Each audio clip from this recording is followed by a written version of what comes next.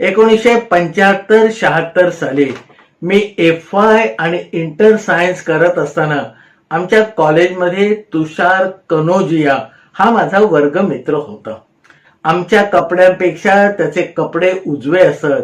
आमच्या हातावरच्या घड्याळांपेक्षा त्याचं हातावरचं घड्याळ अतिशय मौल्यवान किंवा किंमतवान होतं हे बघता क्षणी लक्षामध्ये येत असे.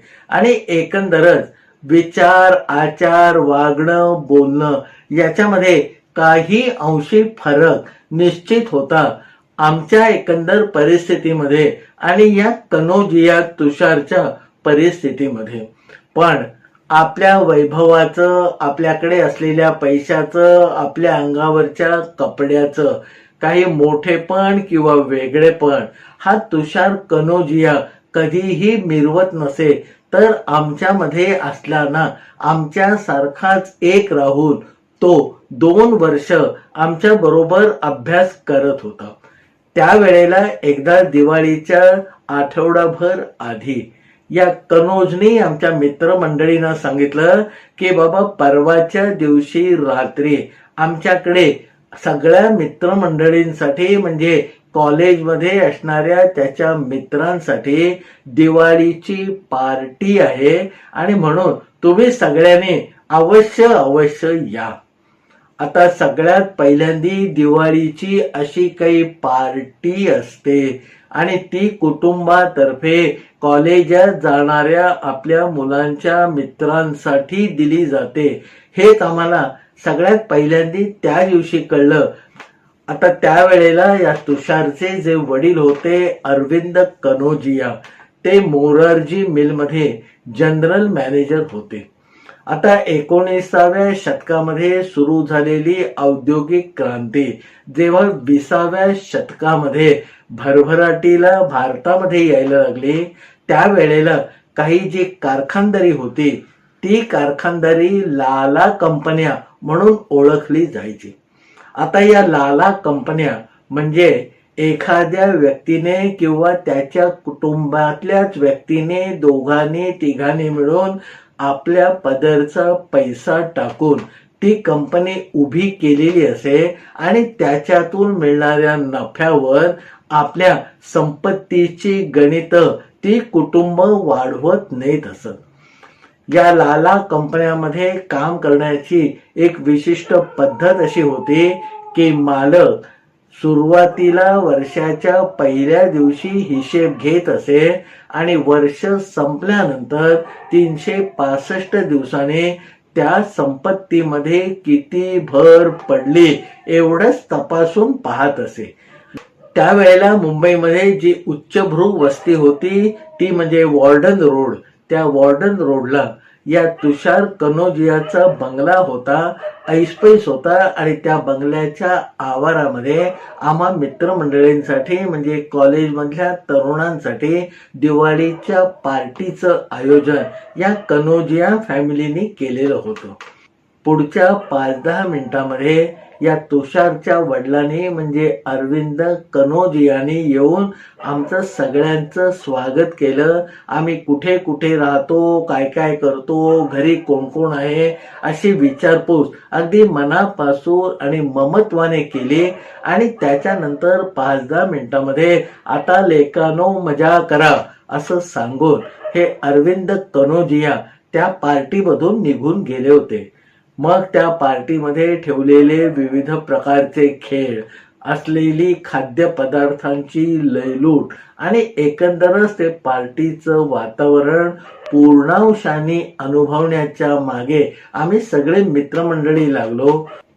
सुरुवातीला मनावर असलेलं दडपण हळूहळू कमी होत गेलं आणि मग त्या बंगल्याच्या आवाराचा जणू ताबा आम्ही सगळ्या मित्रमंडळींनी घेतला. आम्हाला कुठेही वावरायला फिरायला बिलकुल ना नव्हते. त्यामुळे त्या सगळ्या पार्टीचा आनंद घेत असताना त्या बंगल्याच्या एका कोपऱ्यामध्ये असलेल्या खोलीमध्ये काहीतरी गडबड सुरू होती. माझं सहजपणे लक्ष त्या खोलीमध्ये गेलं आणि मी तुषारला विचारलं की अरे आता एवढी रात्र झाली, 10 10:30 वाजले, तरी या खोलीमध्ये कसलं काम चालू आहे? तो म्हणाला काही नाही रे, आमच्या बाबांना वेगवेगळ्या ऑफिसरना ज्या भेटी दिवाळीच्या निमित्ताने द्यायला लागतात त्याचं पॅकिंग आतमध्ये सुरू आहे. मग मी तुषारला म्हटलं अरे जरा त्या वस्तू आणि पॅकिंग कसं करतात ते आपण जाऊन बघूया का? त्यावर तुषारने कुठचेही आडेवेढे न घेता मला हाताला धरून त्या खोलीमध्ये घेऊन गेला आणि म्हणाला सर्वोत्तम, तुला जर बसायचं असेल तर इथे थोडा वेळ बस, या सगळ्या वस्तू आहेत, कशा पॅक होतात, त्यांचं काय काय होतं ते तू बघ आणि तुझं समाधान झालं की बाहेर येऊन परत पार्टीमध्ये जॉईन हो. एवढा सगळा खुला चेक मिळाल्यानंतर मी त्या खोलीमध्ये जे एक लाकडी स्टूल होतं ते स्टूल पकडून त्याच्यावरती मांड मांडली आणि पुढे जे काही माझ्या समोर सुरू होतं ते अतिशय वेगळ्या नजरेने कुतूहलाने बघायला सुरुवात केली. तुषारच्या घरातले 3 नोकर त्या ठिकाणी काम करत होते. अतिशय उंची साड्या, उंची महिलांचं ड्रेस मटेरियल, सोन्याच्या चांदीच्या वस्तू आणि ड्रायफ्रूट म्हणजे सुक्या मेव्याचे खोके, या सगळ्यांचं पॅकिंग त्या खोलीमध्ये त्या दिवशी सुरू होतं. ठरलेल्या पद्धतीप्रमाणे त्या सगळ्या वस्तू एकावर एक व्यवस्थित रचून त्यांना पॅक करून त्याच्यानंतर त्याच्यावरती लाल रंगाची अतिशय रेखीव अशी टेप गुंडाळून आणि तुषारच्या बाबांचं म्हणजे अरविंद कनोजियांच्या नावाचं कार्ड त्याला लावून त्या सगळ्या वस्तू तयार केल्या जात होत्या. थोड्या वेळाने चालणारं सगळं काम माझ्या लक्षामध्ये आलं आणि कंटाळा आला असं वाटल्यानंतर मी त्या खोलीतून बाहेर आलो आणि पुन्हा बाहेर चाललेल्या त्या दिवाळीच्या पार्टीमध्ये सामील झालो. रात्री 1:45-2 वाजेपर्यंत ही पार्टी चालली. त्याच्यानंतर आम्हा सगळ्या मित्रांना आपापल्या घरी जाणं शक्य नव्हतं, म्हणून त्या बंगल्याच्या खालच्या 2 दुसऱ्या खोल्यामध्ये आमची 10-15 जणांची झोपायची अतिशय नीटनेटकी अशी व्यवस्था केलेली होती. त्या खोल्यांचा ताबा घेऊन तिथे असलेल्या गाद्यावर आम्ही अंग टाकलं आणि पांघरूण अंगावर घेईपर्यंत झोपेने आमचा ताबा घेऊन टाकला होता. सकाळी 8-8:30च्या सुमारास एकेकाला जाग यायला लागली. तसं सकाळचं सगळं आम्ही उरकेपर्यंत वरच्या खोलीतून तुषार धावत खाली आला. आम्ही सगळे उठलेले आहोत याची त्याने खात्री करून घेतली.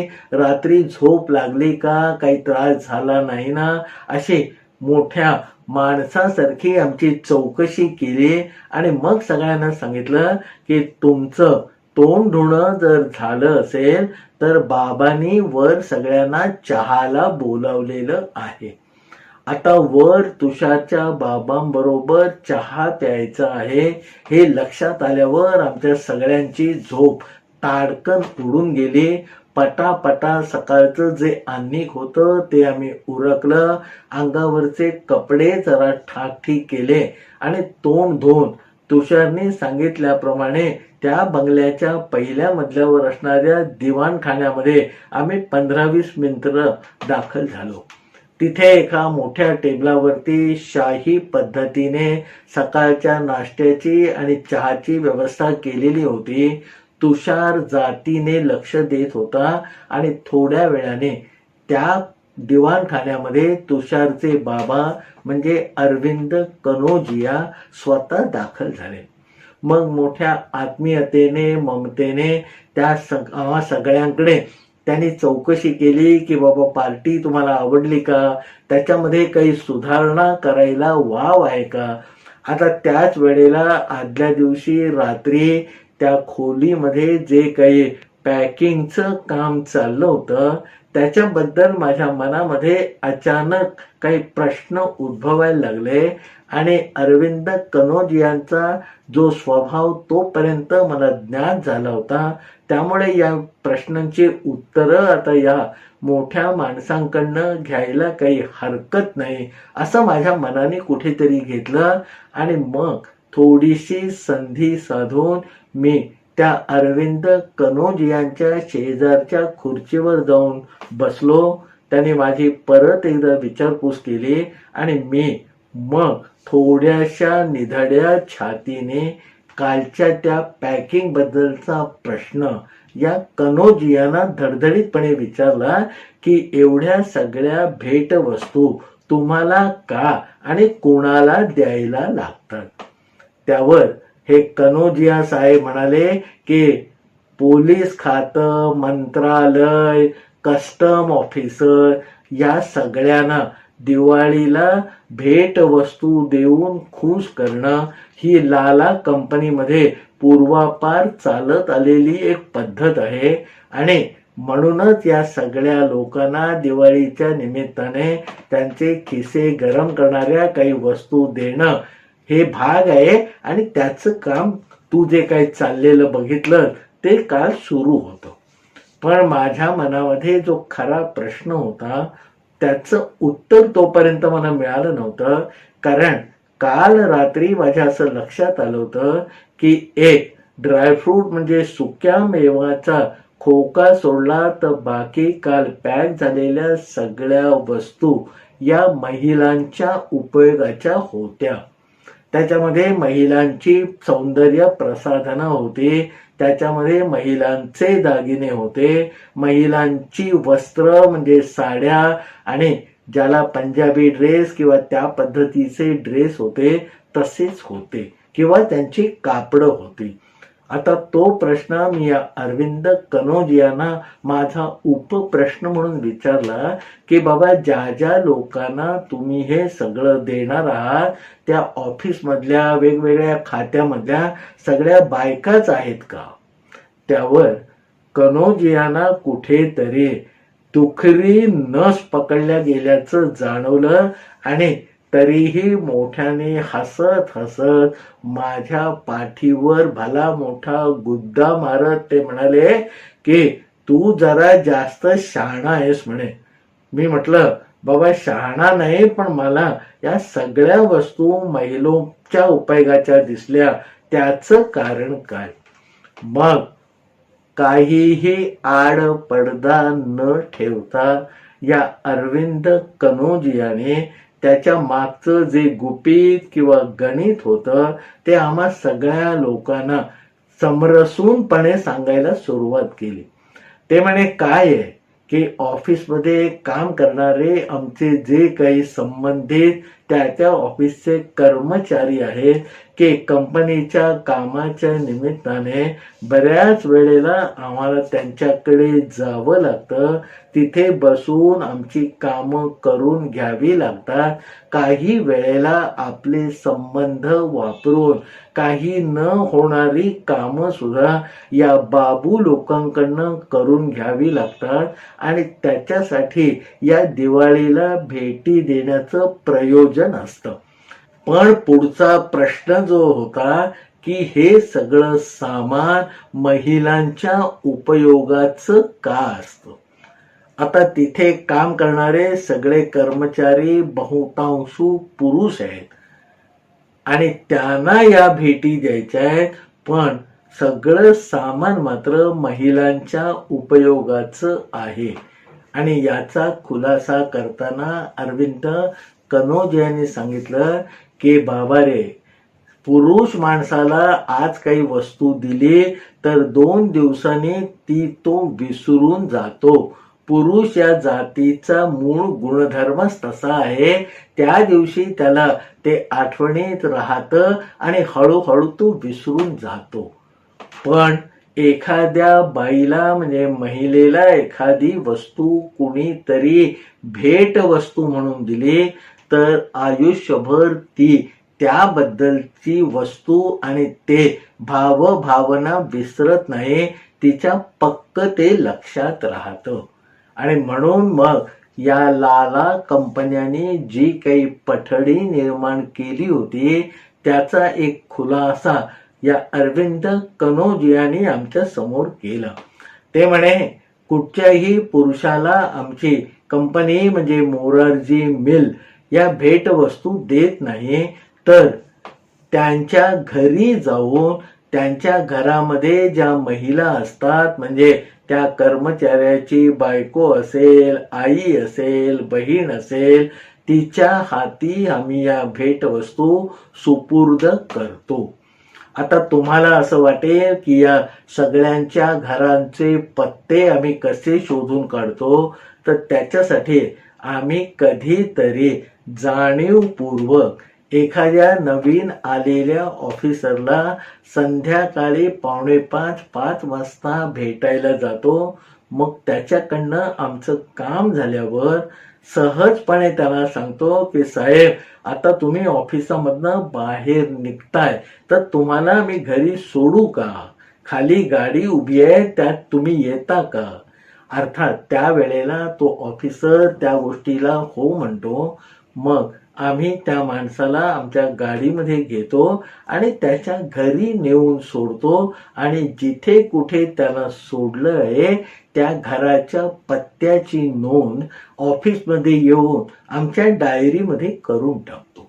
आता उद्या परवा काम असं सुरू होईल की ऑफिसच्या 2-3 गाड्या घेऊन या सगळ्या वस्तू घेऊन आमचे 2-4 कर्मचारी म्हणजे मोरारजी मिल मध्ये काम करणारे लोक या सगळ्यांच्या घरी जातील आणि त्यांच्या बायकांना ह्या वस्तू मोठ्या प्रेमाने आदरपूर्वक देतील.